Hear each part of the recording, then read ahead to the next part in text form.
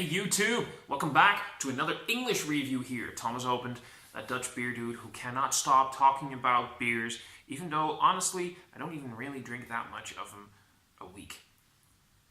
Really, honestly. Anyway, it's snowing outside here in the Netherlands. We are getting snow, which means that every Dutch person out there is freaking the fuck out because we are the people that actually at some point build huge freaking dikes and dams everywhere where in our entire country to hold off the sea. We were that badass, but now some snowflakes make us freak out as if the apocalypse has started. Anyway, it is snowy. It's pretty out there. Everything looks so nice.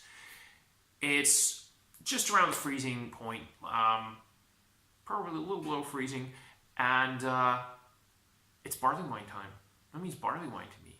Bourbon barrel-aged barley wine. Jack Daniel's bourbon barrel-aged barley wine. It's from a Dutch brewery, Frontaal. Rhodesian is an American barley wine with an ABV of 11.3%. It's a tough rascal to deal with, even more with this barrel aging on Jack Daniel's barrels. Take your time and enjoy the variety of taste and aromas next to a fireplace. Don't got a fireplace, but you know, we'll make do. Ingredients: pale malt, Caramunic to amber malt. And then we're talking about Warrior, Cascade, Chinook, Centennial, and Safe for the hops, and Safe Ale SO5, I'm guessing would be the yeast. Yeah, it's batch number 2018-001A. Bottle date was, it says 06/07/2018, so I'm assuming they're going for the Dutch European, which means day, month, not month, day. Month, day doesn't make sense. Month and then day and month, people, really. So that would be July 6th, 2018. So yeah, this puppy's over half a year old now.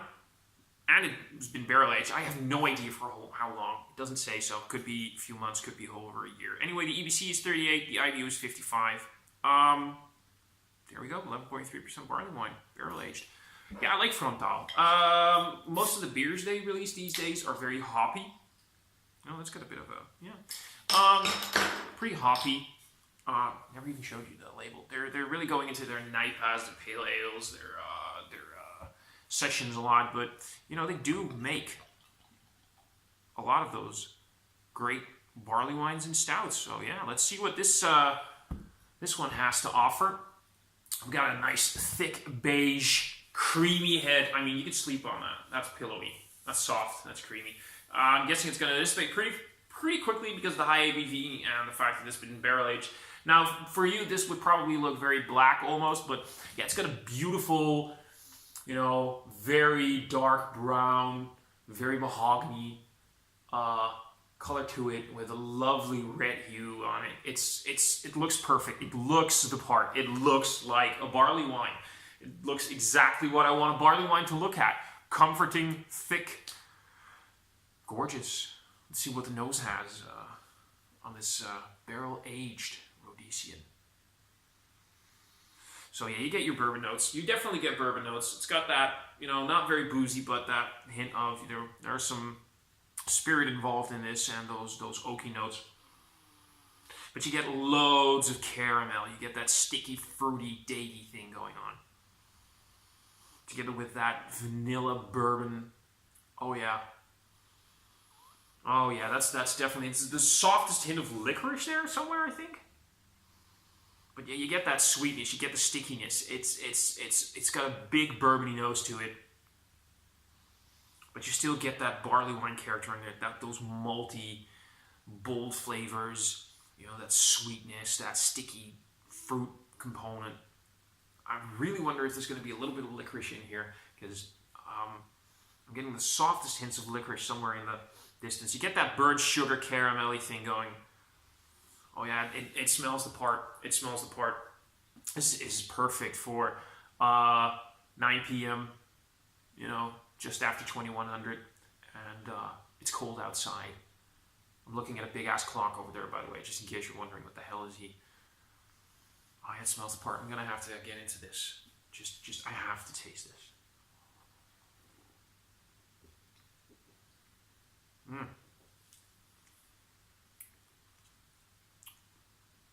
Okay, yeah, so the mouthfeel. The mouthfeel isn't as thick as I thought it was going to be. It is still very silky smooth.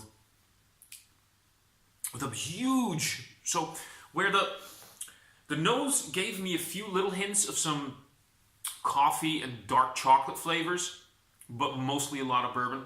The bourbon is really the co-star on the palate, and you get that big bittering component of the roasted malts. You get that coffee, dark chocolate thing going on. There's definitely that caramel thing still there.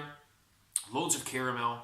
Not really getting a lot of that hoppy part of the American barley wine, but let's face it, this thing is already over half a year since bottling, and it has been barrel aged. So there's a decent chance that the hoppy part of it, the real hoppy part, like big hoppy flavors, any kind of citrus or fruit you might want to get, is probably fading because it's probably over a year old, counting the barrel aging as well. There is still that bitterness going, but that is also from those roasted malts, that big sort of, well, it's not as charred as I've had with some stouts, but it's getting there, that roasty, toasty thing going. Big coffee hit.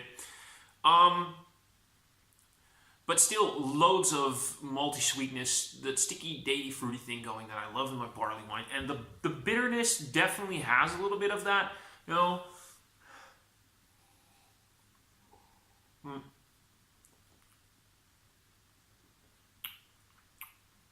Oh yeah, it's definitely still some hop bitter in there.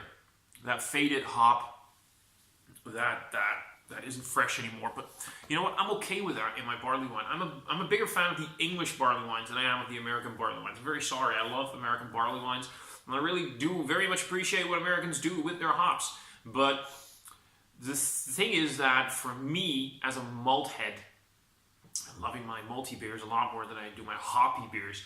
Every now and then, when I get a big New World hop thing going on, I'm not even sure if these hops, they talk about, you know, American barley wine, they talk about some of these, yeah, Cascade, Chinook, you know, Cascade thing, I can sort of see that, a little bit of that orange thing, but it's more like a dried old orange peel, you know, dried orange, you know, that dried orange thing, not orange, just peel, but dried orange thing in the back, that sort of musty, dusty thing going, which you can get from old hops sometimes.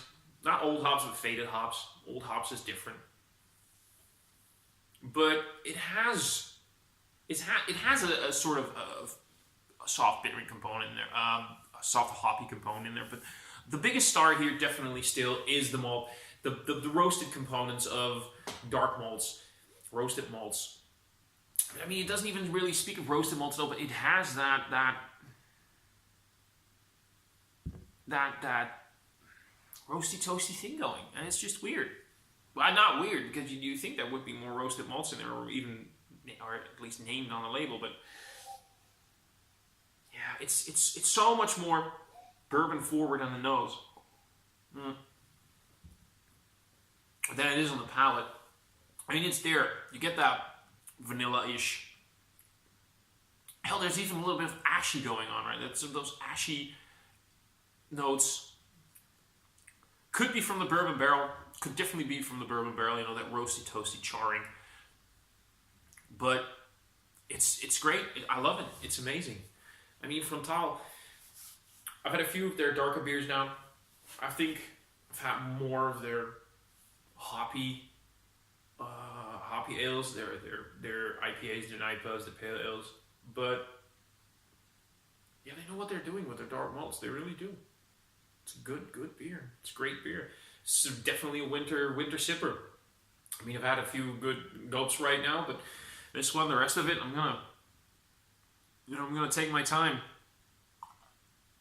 this evening finishing this, because this is not one you want to go too fast with, and it does invite to go too fast with. Both of the fact that it hides its ABV pretty well, but also, you know, it packs a punch. You want more of it. Keep wanting more of it. That warming alcohol, that sweet bourbon, that roasted, toasted from malts and Probably some charring from the barrel as well. That bittering component from both, a little bit of the hops, but also that coffee chocolate bitterness going on. That sweetness from caramel. That sticky, datey, figgy. Oh yeah, I love it. It's good stuff. It's good stuff. It really is good stuff. And for me, this is definitely. It's a high 4 on the Untapped, somewhere between 4 and 4.25. I've noticed that I've been a lot looser with my ratings lately in my reviews. I mean, when I put it on Untapped, I'm definitely giving it a clearer rating. I'm going to go in there, I'm going to say it's a 4, 4.25, either one, because you can't go in between. But you know what? It's limiting. That Untapped scale is limiting, and I gotta give a big shout out to Matt, Massive Beer Reviews. Matt, if you see this, I gotta give you a big shout out, man, because first of all, you're my hero, but you do this thing where you don't rate. I'm not sure if you're on Untapped or anything. I think I once started following you there. I got the impression you don't really do anything with it anymore, but you just go into your reviews and you're like, I like it. I like this aspect of it. I don't like this aspect of it. It's tasty. It's not tasty. It's good. It's to you or bad to you. I know you are very much on your what's a bad beer and what's a not tasty beer.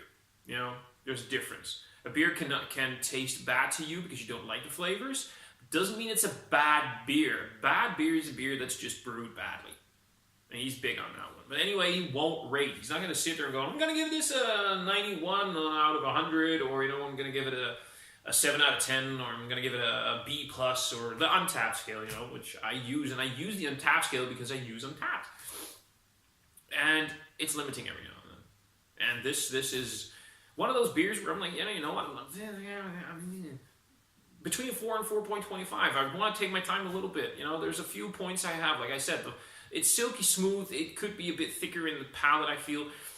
Right now, I haven't had a sip in a little bit, and I'm noticing that the ashy part of it can get a bit, a bit of a thing in the background that's not that great, but But it's a good beer. To me, it's a good beer, and I like it. So, like I said, between 4 and 4.25, and Frontaal really does good stuff. If you're ever in the Netherlands, if you ever come out here, find some of their beers, try them out. And if you are from the Netherlands, you probably had some of their beers, and you're probably just as impressed with them as I am, because they got a good rep. People like Frontaal. Yeah, this is just good stuff. I love it. This is.